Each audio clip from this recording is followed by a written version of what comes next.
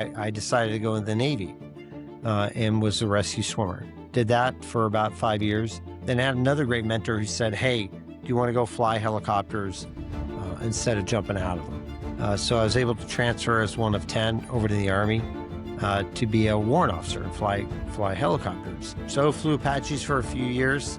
That was a good gig. Then had another great mentor who recommended me for the 160th Special Operations Aviation Regiment. I went over there and did that, flying little birds for a bit. Leadership isn't about perfection.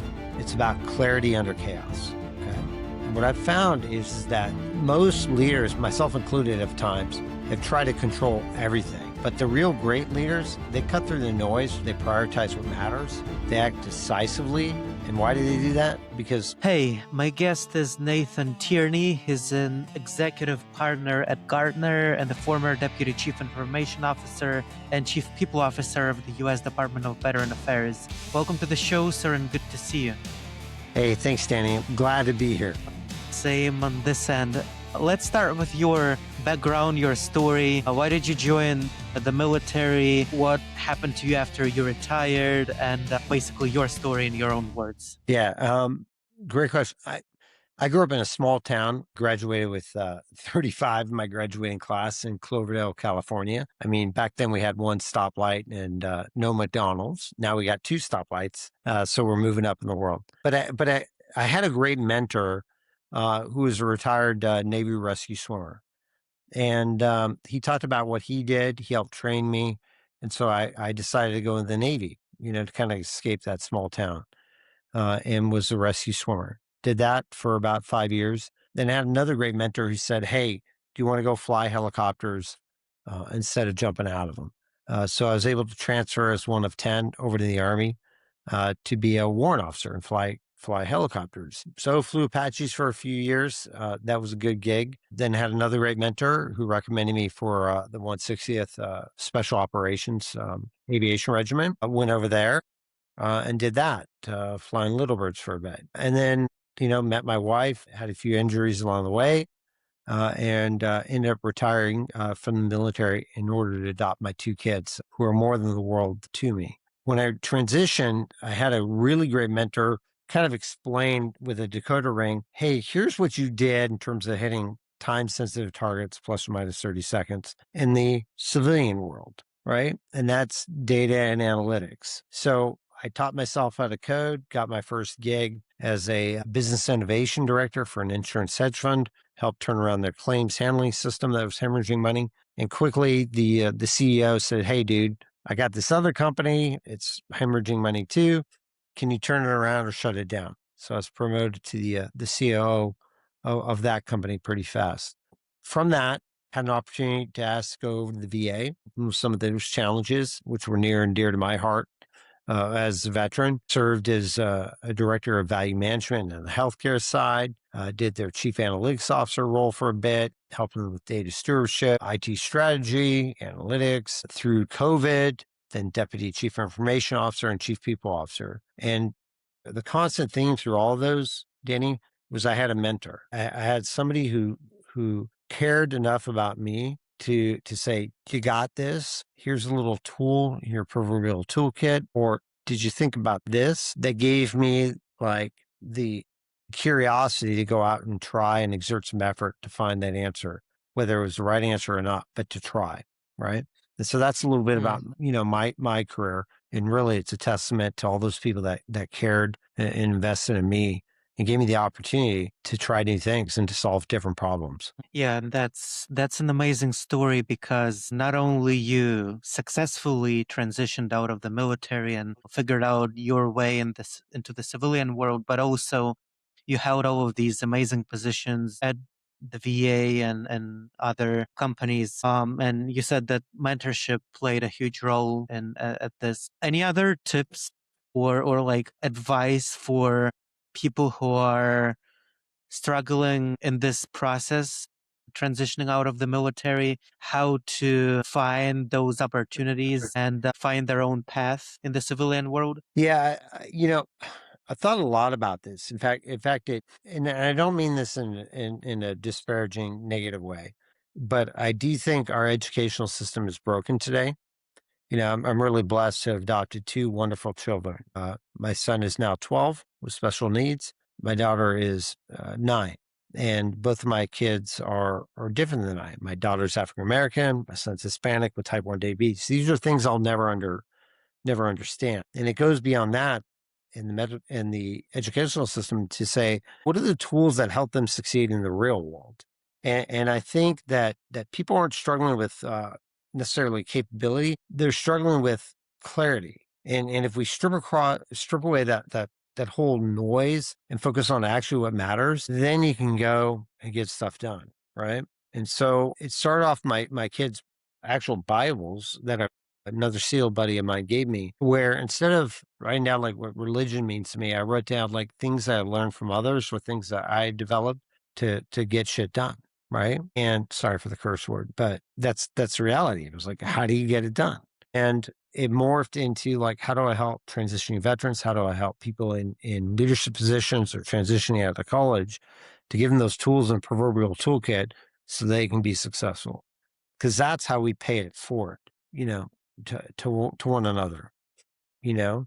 I mean, nobody, if you want to live a life of significance, it's about how you impart those values and things in your family members or your friends. That's what matters. That's how you change society. It's not your titles, your positions, or a podcast or anything else. Not that those things aren't important, but that's not what's going to sustain. And so that's kind of why I wrote Rebel Leaders GSD that's coming out this month in terms of like, how do we help one another level the playing field and create that clarity that says, here's some tools you can fall back on for your leadership and mindset, your business acumen, or your strategy and execution so you can be successful. Yeah, this idea of clarity and having a clear mission or a purpose in life, this is extremely important, especially in today's day and age with technology and changing culture. It's not easy to find those anchors that keep you focused on your goal or on your mission. How can people, especially young people who are listening to this, what's your advice for them to find their purpose in life and to keep this clarity in their heads as they go through different challenges and adversity and other kinds of difficult situations? Yeah. Well, first off is, what is your cause? What are you passionate about? I mean, being a rebel isn't about being an asshole and blowing everything up. It's about stepping back, figuring out what are you passionate about, what needs to be changed so that you can advance the organization or your own goals, right? That's first. Figure out what you're passionate about. Because people with passion united around a purpose will achieve outstanding performance every day of the week. Okay. So that's the first part. Get that frame of mind set. Okay. The second thing is to acknowledge, a couple things. One, leadership isn't about perfection. It's about clarity under chaos. Okay. And what I've found is that most leaders, myself included at times, have tried to control everything. But the real great leaders, they cut through the noise. They prioritize what matters. They act decisively. And why do they do that? Because clarity is that ultimate force multiplier, right? Like you've created that around your podcast. What is the clear purpose that you're doing, right? What's that why behind it? That unites us around this conversation we're going to have tonight, right? If you don't do that, then people are kind of flapping the wind, making stuff up all over the place, and that contributes to chaos, contributes to anxiety. The second thing is that, as I mentioned before about mentors, I was blessed, just like you are with what you're doing, is to be able to interview a lot of leaders around one fundamental question. What's a key leadership skill you wish you would have developed earlier, right? And regardless if you're special ops, high tech, healthcare, or frontline worker, or even a sheriff turned mayor, right? You've got something, right? That can go into that proverbial toolkit. Now, whether you use that tool or not, that's on you, but at least it's there to fall back on. The third thing that I would offer to anybody, and I really attributed this to my dad. My dad was a boxer in college. When I was really at that low point, I was deployed, and I got notification that my 3-year-old son had died in an accident, and I didn't know what was up. I didn't know what to do, and my dad, who happened to be a child psychologist, said, "Hey, be a boxer. For every hit you take in life, give one back in the form of a selfless act. So how do you do that? You help others with clarity. You help others with tools. You help others be successful. This is not about you. And so it was because of him that I developed what I, in my brain anyway, call like a SPAR framework, right? If you're in a crisis, the first thing you need to do is stop the bleeding. Whatever's incoming. And I'm not talking about war, right? It can be a number of things. We had it earlier. Internet's out. Well, I got to stop that bleeding, right? Prioritize ruthlessly, act decisively. You're not going to have all the information you want, but you got to be decisive as a leader and make that decision, and then be willing to adjust. And then the last is rebuild smarter, learn from your mistakes, right? And this framework really over the years has allowed me to shape how I think, how I decide, how I execute. When the system is on fire and a lot of people or things are just hitting me all at once, it removes that fog. And I think it's simple enough to use like in real time. And I think it's powerful enough, at least in my experience, to turn a crisis into some sort of momentum to be successful and deliver an outcome. Yeah, I love this philosophy and approach to life where, as you said, this idea of if you get hit, you punch back and you find a way to find an opportunity in any kind of trauma or tragedy or whatever it is, a roadblock. Human psychology is very interesting to study, and one of the big things about us is in groups when we are surrounded by other people, we kind of become a different person, and it's much easier to start engaging in this group think where if people around you are panicking or they don't know what to do or something happened, it's very easy to do the same, and it's very, very Yep. hard to stay focused and not lose yourself in those situations. So as a leader, when your team or people around you, when they tend to panic, how do you change that? Or at least personally, how do you not let yourself fall into that trap of group thinking? That's a great question. I think we're a species of stories, right? So I think your leadership identity is rooted in purpose, right? Your cause, your values. And it took me a long time to like figure out, what do I stand for? That was one of many of my failures as a father before my son passed away, right? It's like, what do I stand for? What is that thing that I want to give him as a human being to be successful? And when I was blessed to have Sebastian, we adopted Sebastian at birth. When he's about 2.5 and he's going off to his little preschool, it finally hit me, right? Like, what do Tierney stand for? And I would have him recite this before he'd go out to school.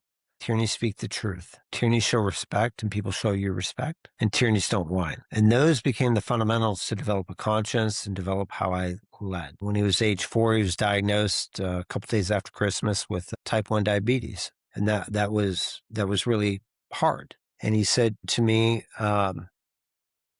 Dad, Tierney's also, I can't remember the way he phrased it, but he said something like, I mean, imagine a 4-year-old, right? Tierney's always, and then it was kind of complimented by Tierney's always have courage, right? In terms of trying these new things, these new foods, these injections, etc. And so to this day, right, he's now just turned 12 in September. Every day, that's what they say before they school, in addition to me telling them I love them. That's how you root leadership. Right. So when I deal with any leadership situation on the value side, I'm not talking about the SPAR side of dealing with like crisis, right? It's, are you speaking the truth to me? Whether you're a peer or a colleague or a subordinate or whatever, right? Because transparency builds trust. It's okay to make mistakes, right? Are you being respectful? Not to me because of a rank, because I'm a human being just like you are. Just on a basic human level. And I showing respect. And if not, I'm not. Call me out on it, right? Are we trying to make a difference regardless of our career field, whether it was as chief people officer, as a chief analytics officer, podcast host, or whatnot, right? Like, are we trying to move the needle in the right direction? Are we having the courage when people swat us down, say, you're a rebel? That can't be done. Everybody else has failed. We having the courage to get back up and do it. And then lastly, are we whining? There are plenty of the people in all the 54 countries I've been to in this world that have it worse, Danny, than you and I. I think we can agree to that. They're born maybe in a third world country, a caste, maybe it's a gender, the color of the skin. In our country, if you exert effort and try, and have that courage, show respect, speak the truth, right? And don't whine about it, you'll pretty much accomplish whatever you want to do, because everything is solvable in our country. But that's not the way it is everywhere else. So we shouldn't take for granted these things we have. Does that make sense? Yep, yep, definitely. Yeah, a lot of important leadership lessons we just talked about, and I know that you talked a little bit about your upcoming book, and it seems to be gaining momentum on Amazon even before it comes out on Christmas. Tell me about your book. Why did you decide to write it? What is it about? Is it about these topics and maybe you expand on that, or it's about something different? And what was your story of writing this book? Like I said, it started off in my kids' Bibles of things mentors imparted on me or wish or I learned from hitting my head against the wall, right? And I wish I would have learned earlier, like what's a P&L, right? In finance, right? Uh, and then it kind of morphed from what's crazy about the book is my son had worked really hard to go to a survival overnight school, like the one where they have to learn to make their fire on their own, with the bow and the stick and all that kind of stuff. But he had to write an essay for it and with his learning disabilities and whatnot, it shut him down in my office. And so I gave him what I thought was the best out of rebel leaders, like the rule of three and how you write, communicate, etc. And he read it and he looked at me. He said, "Dad, this doesn't sound like you." And he was right. It sounded like every other leadership book out there. You know what I mean? Like repeating the true north and all the others recycled academic theory. And 2 days later, by mistake, of course, it's the day before your homework's due, I deleted my whole damn book like a freaking idiot. And I was pissed. But from that deletion came an opportunity to interview other leaders, like the Mark Cubans, Guy Fieri's, etc. Of what's a leadership skill you wish to learn. And then I decided to take the anti-leadership approach, and just like we're having a blunt conversation, just lay it out, right? Like here's a tactical field manual to give you the clarity, the courage, right, and the tips to actually get shit done. And so that's what it kind of worked into. And then I think that the people that read it, you're going to get like some sort of purpose or identity into what your cause is as a leader. I think you're going to get the practical toolkit, right, to lead when those conditions are unclear or messy or just falling on top of you, and you're like, how do I deal with this? And then you're going to get the courage and the clarity to act without waiting for permission. Why? Because it's the outcomes that matter. And if you deliver results, that's going to hold. That's going to mean something. That's what matters to your organization or the other people around or customers that you affect. So that's kind of the journey in it. But I hope you remind me after this one, never read another book. Good gosh. Um, but yeah, side note, my first job at age 12 was drawing comics in a local paper. And I got $20, right, a week for a comic. That's good money back. I just now turned 50, right? So that's good money, right? But after interviewing Guy Fieri, he inspired this comic. So I drew a comic like literally like 3 a.m. of him. And then I was like, wait a minute, most leadership books are boring as hell, right? And so to break up some of those things, I inserted these comics to like reinforce leadership points, et cetera, and to make it kind of like we can laugh at our mistakes. We're going to make them, right?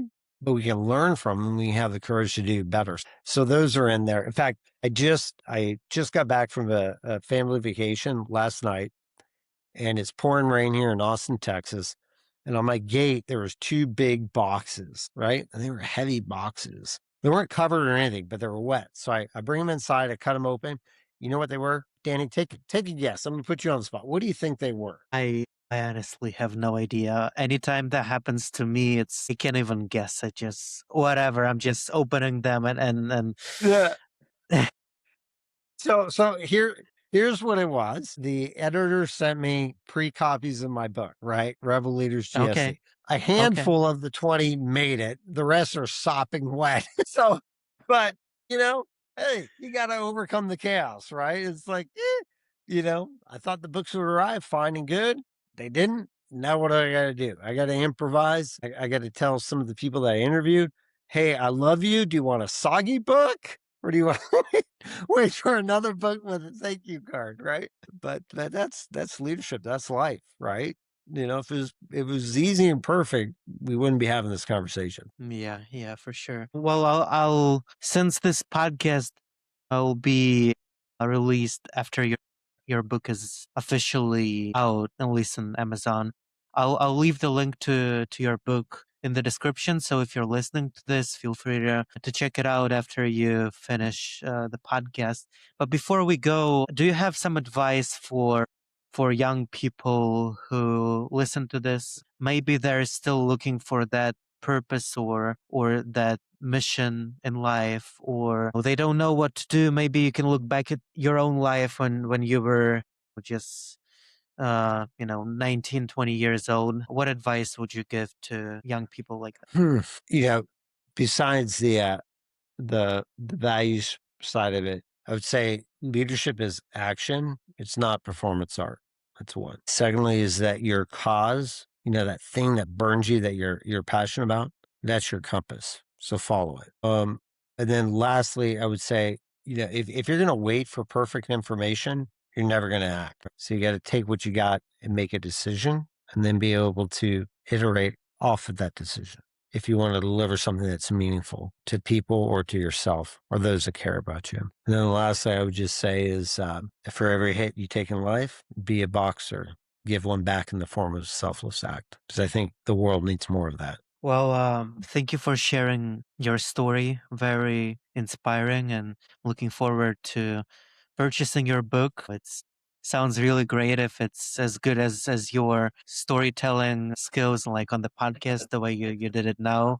If it's that good, definitely a good read. I still have to check it out, but definitely recommend to taking. And I appreciate you coming over to the show and figuring out the way to overcome the technical challenges and to make this happen. I'm very glad that we did that, and thank you again for joining. Yeah, thanks a bunch, Tierney. I really appreciate it. And I'm glad we got shit done. All right, GSC. Yeah, for sure.